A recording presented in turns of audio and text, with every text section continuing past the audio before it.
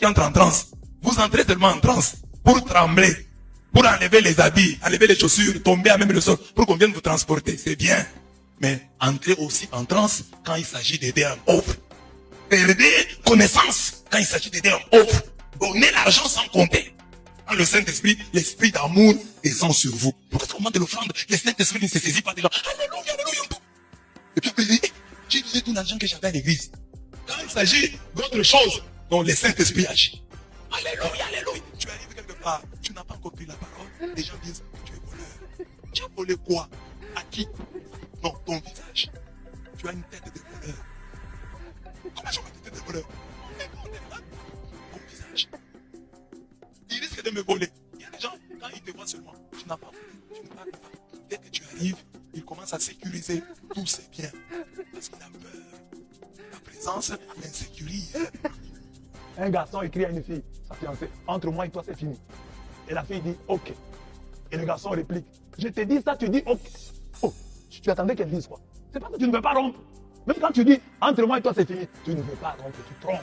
Alors au lieu de le dire, alors que tu sais bien que tu ne vas pas le mettre en pratique, tu ne vas pas le dire, ne dis pas, tais-toi, car sinon tu perds ton autorité. Il y a aussi des hommes comme ça, ils n'aiment pas la propriété, ils ne se lavent pas. Mais il veut toujours que la femme puisse l'aimer. Papa, lave-toi. Comme ça, la femme va t'aimer. Tu ne te laves pas. Le matin, va ne pas dire, oh, je vais me laver au retour. Au retour. Oh, je vais me laver le matin. Mais la nuit, là, la nuit. Mécanique auto. Garage. Mieux vaut prendre un peu de bière avec beaucoup d'amour dans le cœur que ne pas prendre la bière, mais avec un cœur plein de haine. Parce que les gens qui prennent la bière, hein, les gens qui prennent la bière, quand vous les regardez bien, ils sont très cool. Hein? Les buveurs sont très contents. Non, non, je ne dis pas ça pour vous contenter, c'est un constat. Donc ils sont remplis du Saint-Esprit. Et puis, je dis toujours, les problèmes qui nous divisent sont des petits problèmes. Oh, il m'a mal regardé, il m'a salué, je l'ai salué, il m'a répondu petit comme ça. Ça, je ne les salue plus. Les chrétiens d'aujourd'hui, pourquoi est-ce qu'on boit? On doit plutôt prier. Ici, Jésus dit que nous travaillons dans le champ de vigne. Ce que Dieu interdit, c'est de s'enivrer. Amen. Mais prendre le vin réjouit le cœur. Et on dit qu'au ciel, il y aura du vin. Amen. Ceux qui n'aiment pas le vin, là, c'est pas ceux qui vont aller faire au ciel. Il n'y a pas de sucré là-bas. Les filles, c'est tout le temps Jésus. Jésus, je t'aime. Tu es l'amour de ma vie. Jésus, amour de ma vie. Amour inconditionnel. Mais tu n'as jamais rêvé Jésus. Tu rêves toujours les garçons. Les garçons que tu as vus seulement une fois. Ah, il était beau, hein. Et tu l'as rêvé. En train de contracter un mariage avec lui la nuit. Tu es encore vierge, tu es encore vierge, tu es encore vierge. Réponds. Tu vois, tu as été dévirgé. Où? Dans une brousse. Vers 18h, 17h. Dans la brousse. Les garçons sont suivis. Les garçons dans la brousse. Il n'y avait pas de lit. Sur un sillon là, dans un champ. Des vierges dans des installations sanitaires. Quand vous passez en cours de route, les garçons vous apprécient. C'est le diable. Les garçons vous apprécient là. Oh, tu es belle. Tu ressembles à la première dame. C'est bien. Tu es très contente. Mais à la longue, ça va jouer contre toi. Parce que quand tu vas voir un garçon qui te dit entre toi et moi c'est fini, au lieu de les supplier, de lui demander pardon pour que vous puissiez vous réconcilier parce que tu étais en faute, tu vas faire la grosse tête et tu vas perdre l'ami de ta destinée. Combien de garçons ici, si on demande de la société, combien de sous-vêtements propres tu as? On va chez toi, tu les sors. Hein? Moi aussi, je fais les toucher. Vous savez, 1, 2, 1, 2. Les sous-vêtements sont des intouchables. Pas les toucher parce que c'est toujours sale. Les papas, beaucoup de chrétiens, hein? Ils vont aux examens. Ils font examiner. On fait seulement des examens comme ça. On trouve qu'il n'a pas les sida. Le papa, ouah! Papa, tu t'es déjà pour vous. Mais les mamans, généralement, sont calmes. Elles savent qu'elles n'en ont pas. Elles savent qu'elles ne sont pas compromises. Mais papa va à l'examen. Au examen, dit non, papa, vous n'avez aucune maladie. Ouah! Papa, tu t'es déjà pour vous. Non, non, non. Il sait ce qu'il a fait. Les papas qui ont épousé ici, leurs ex-élèves, ils peuvent nous donner les témoignages. Comment ils ont commencé? En étant trop sévères envers ces élèves-là, qui plus tard deviendront leurs femmes. Toi, tu ne fais pas bien le devoir, hein? C'est quoi ça? Hein? Tu vois? Pour tout ça, c'était pour préparer le terrain. Il y a déjà l'amour, il y a déjà le mariage. Mais papa commence à gronder. C'est quoi ça? Hein? Le mec avec quoi? Allez, à genoux. À genoux. Allez, mets par terre. Jambes en l'air. Jambes au mur. Ça remet beaucoup de choses en cause. Donc, un homme ici qui gronde. Donc, il a un autre objectif. Hein. Qu'est-ce qui est derrière? Aujourd'hui, les jeunes filles, à peine mariées, elle a une bonne. Mais avec les bonnes là, vous cherchez la guerre. Hein? Tu sais gérer ton mari? Ton mari ne blague pas avec les bonnes. Toutes les bonnes sont bonnes pour lui. Et tu lui amènes une à la maison. Parfois, il y a des caractéristiques que toi, tu n'as pas. Tu peux avoir une bonne qui n'a pas ta taille. Toi, tu es de petite taille. La bonne est élancée. Bon, tu es sa femme, tu as étudié, tu es intelligente, mais tu n'as pas la taille de la bonne. Papa peut laisser chercher la taille chez la bonne. Tu as étudié, tu es intelligente, mais tu n'as pas le teint de la bonne. Tu peux être claire, mais la bonne est d'un teint noir. La bonne a des atouts. On appelle ça des atouts. C'est une tentation. Le mari, voyant les atouts, il peut chercher à les toucher à tout. Ça s'est terminé, ça s'est terminé. Laisse la fille d'autrui, c'est déjà fini. Les esprits de poursuite, l'esprit de Pharaon. Je vais voir, elle sort maintenant avec qui? C'est ton problème. Quand tu étais avec elle, tu lui as donné la paix. Qu'elle aille son chemin. Tu n'es pas son oxygène. Les garçons, vous et les filles qui ont beaucoup d'argent, répondez, qui ont beaucoup d'argent. Mais l'argent des filles vient d'où? Vient aussi de vous. Mais vous n'en avez pas. Elles en ont toujours. Parce qu'elles ont beaucoup d'unités de production. Vous n'êtes pas les seuls à leur donner. Hein.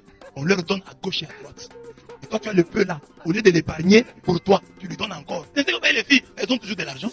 Vous qui leur donnez là, vous êtes toujours pauvres. Et utiliser l'argent. Un garçon te rencontre en cours de route. Bonjour ma soeur, bonjour. Je voudrais commencer une relation avec toi. Oui papa, mais je dois un peu réfléchir parce que moi je suis enfant de Dieu. Je dois d'abord prier le Seigneur. Les garçons disent ok, ça va. Bon, comment ça se passe pas? Je peux te donner un peu de transport. Transport, tu prends. Là, tu ne vas pas payer. L'homme beau qui est orgueilleux sera compris par Dieu.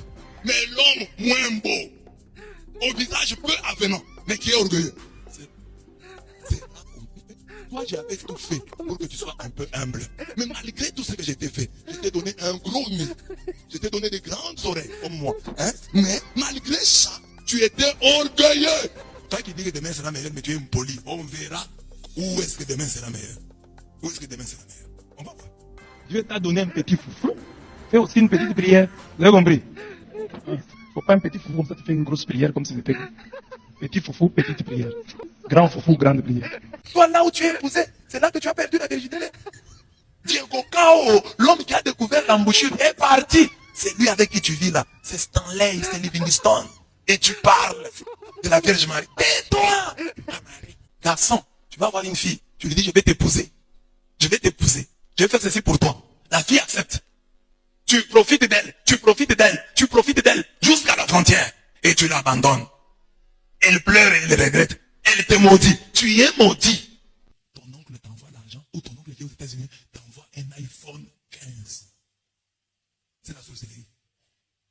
C'est la sorcellerie. Parce que quand tu as cet iPhone-là, les garçons ont peur de toi. Oh, une fille qui a iPhone 15. Donc c'est qu'elle a beaucoup d'argent. Moi, qu'est-ce que tu vas lui dire? Ça t'empêche d'avoir le mariage. Quand tu vas chez autrui pour manger, va lundi, saute mardi, saute mercredi, rentre vendredi. Toi, tu commences à aller chaque jour. Mais les gens vont se fatiguer. Tu as mangé, c'est bon. Mais ne va pas chaque jour. Un peu de dignité pour toi-même. On va te mépriser.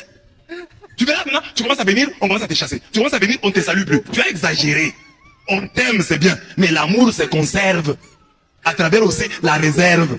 Quand tu arrives à haïr même le nom de ton ex, dès qu'il s'appelait Placide, tu hais tous les Placides du monde. Dès que tu vois quelqu'un qui s'appelle Placide, tu le hais. Pourquoi? En mémoire de Placide qui me rejeta. Il y a des gens qui, bon, le problème c'est la boisson. Mais quand il s'agit de manger, ils mangent trop. La Bible interdit aussi de manger trop. Ne condamnez pas seulement ceux qui boivent trop, condamnez aussi ceux qui mangent trop. Dis à ton voisin, manger trop est un péché. Répète-lui cette phrase-là. Vous avez déjà vu dans les églises là, les chefs là, les ministres qui viennent à l'église, ils tombent, ils ne tombent pas. Ils n'ont pas de démons. Hein. Les démons, c'est toujours les petites mamans là, qui volent une poule. Tombent à l'église. Ah, c'est qui? C'est les démons. Tu viens faire quoi ici? Oh, il a volé ma poule. Mais les gens qui volent des millions là, ils ne tombent pas à l'église. J'ai volé l'argent des Congolais. Mais toi, tu exiges même, tu veux avoir une fille vierge. Toi-même là, tu as abusé de combien de filles d'autrui? Et tu cherches une vierge. Tu fais avoir aussi honte et être humble, dire non, moi j'ai quand même mal vécu. Hein, j'ai mal vécu, je suis un aventurier. Je ne mérite pas une vierge. Mais tu t'es méconduit, tu as abusé de filles d'autrui. Et maintenant, le moment arrive de te marier, tu cherches une vierge. Laquelle? Mais tu as terminé tout le monde. Il n'y en a plus sur le marché. Tu as terminé les études, tu parles mal français, on te corrige. Les Français, c'est quoi? C'est pas ça le Saint-Esprit. Non, parle bien français. Nous, quand tu pries mal, on ne prie pas. Quelqu'un qui est là, comme l'autre fois avec Kaboulou ici. Seigneur, guéris-lui. Moi, je ne prie plus. Guéris-lui. Non, Kaboulou parle bien. Guéris-lui, Seigneur. Guéris-lui. Il y en a qui disent que, mais où est la faute? Il y en a qui disent, une femme autoritaire restera célibataire. Autoritaire et célibataire, rime. Regarde la fille qui est à côté de toi. Dis-lui, fille autoritaire, tu demeureras célibataire. Alors sois humble. Tu n'es pas innocent. Parce que tu n'as pas de péché sexuel. Et il y a des gens dans la vie qui ne pêchent pas sexuellement. Pas par conviction, mais par manque d'occasion. Il y a des gens qui se disent, oh, est-ce que vous m'avez déjà entendu moi faire ceci? Mais tu n'es pas beau. Tu n'es pas beau. Et tu n'es pas belle. Tu as moins de tentations que les gens qui sont beaux. Alors tais-toi. Quand tu ne commets pas de fautes contre les sexes, ce n'est pas parce que tu es saint, c'est parce que tu es laid. Ou parce que tu es laide. Tu as moins de tentations. On met ici une Bible de 5 $. Et on te met ici 10 000 $. Tu choisis quoi? Un chrétien me répond, je prends la Bible. Tu n'es pas intelligent. Prends 10 000 $. Tu vas acheter beaucoup de Bibles. Et tu vas même distribuer aux gens. Regarde les chrétiens, ils sont hypocrites, ils vont dire non, voilà, moi je vais prendre la Bible. Parce que la Bible, c'est la parole de Dieu. Ça, c'est l'hypocrisie. Ici en Afrique, il y a des questions inutiles. Tu prends quoi? Les pauvres n'ont pas de goût. Nous, quand nous sommes là, donne-nous. Mets tout ce que tu as là. Mais ça, on va prendre. On commence avec sucré, on termine avec scol. On commence avec scol, on va terminer avec sucré, on met même de l'eau, ça va passer. Pose ces questions là aux gens qui ont des moyens. Nous avons rien. Oh, tu prends quoi? Nous prenons tout. Regardez comment les femmes marchent, sans forcer. Elles marchent comme des personnes qui dansent. C'est une fleur. Et regardez leur rondeur. Les joues des femmes rondes. Il y a toujours des rondeurs qui les accompagnent. Même pour faire certains gestes. Nous, pour dire au revoir, nous faisons comme ça. Mais les femmes font.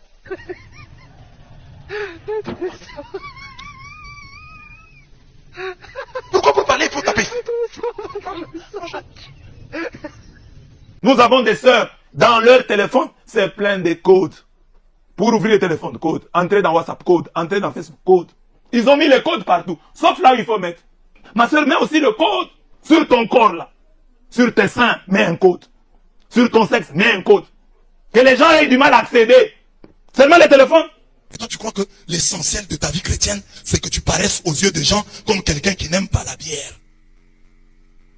C'est ça, ton titre de gloire. Je ne prends pas de bière. Je suis saint, donc j'irai au ciel. Mais Jésus prenait, c'est lui-même le ciel. Il prenait le vin. On l'a même critiqué. C'est un buveur. Je ne prends pas la bière. Quitte-la. Tous ceux qui sont venus ici ne sont pas venus pour prier.